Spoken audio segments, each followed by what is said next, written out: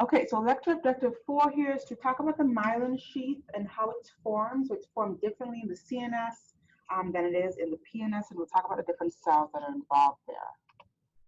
So myelin, we introduced, so we talked about the action potential, and it's basically a sheath that's wrapped around the axon of neurons, and its most important function was really to speed up the conduction velocity of the action potential.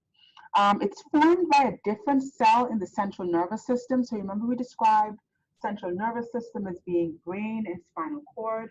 So in those two structures, myelin is formed by the oligodendrocyte, one of our glial cells that we introduced last time. So the oligodendrocyte pretty much spans around several different axons. So this is one oligodendrocyte here. This is basically spanning the junction between several axons, and it's going to send these projections that wrap around the axon and creates this layer of myelin in the central nervous system. So it produces myelin, but there's no neurolemma here. We're going to speak about what neurolemma is, but neurolemma is only produced by Schwann cells, which are a different type of cell. So it myelinates in the absence of neurolemma. Myelin is mostly composed of fat, and so in terms of the way it appears, it is more white in color, and this is where we get that distinction in the brain of gray matter versus white matter. So anything that is myelinated and appears white because of the fatty nature of myelin, we call that white matter, and the rest of the central nervous tissue appears darker in contrast to that white matter, and we call that gray matter, right? That's going to lack myelin sheath. And if you look at different sections of the brain, so if you took a cross section or a sagittal section here, we can see that the gray matter is the outer covering of the brain. So this is basically where we've got cell bodies and dendrites and synaptic connections, but no myelin. And then the internal structures of the brain is white matter. This is where we've got the actual axonic projections that are wrapped in that myelin sheath, right? So that's where we get that contrast of gray matter, which is like a nice coating around the brain, and then white matter, which is the internal structures, basically the axons that are communicating. Okay.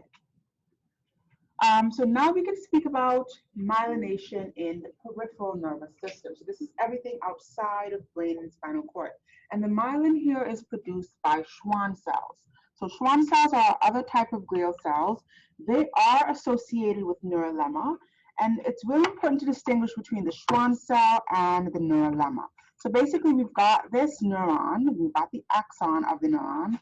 We've got the Schwann cell, which wraps around the axon. So this is the cell, this is the nucleus of the Schwann cell, and the neurolemma is the projection that wraps around the axon itself, right? So the Schwann cell is this structure here, and then the projection that wraps around the axon is what we call the neurolemma. Now, as this neurolemma wraps around the axon, inside we start to develop this myelin covering, this myelin sheath. So we can have the Schwann cell and the neurolemma present without actually having myelin, right? Really important distinction to make, because the myelin is not the neurolemma, but the myelin is created from the neurolemma, okay, which is a part of the Schwann cell.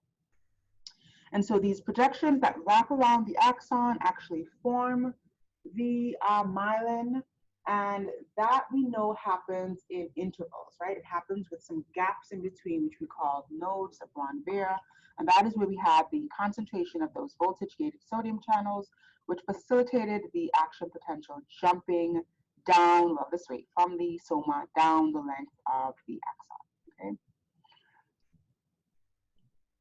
And over on this right, we can see that a single Schwann cell can actually myelinate several different axons. We can have one axon, or we can have several axons being myelinated at a time. So on this image, what we see is an unmyelinated axon in contrast to a myelinated axon. So at the top here, we've got a myelinated axon. And down here, we can see an unmyelinated axon. But in association with both of these, we still see Schwann cells, right? So although we don't have myelin, myelin is just the layer that's wrapped around, which is darker staining here. We can still have the neurolemma, but lack myelin. And so we have different degrees of myelination. We talked about this when we looked at the action potential.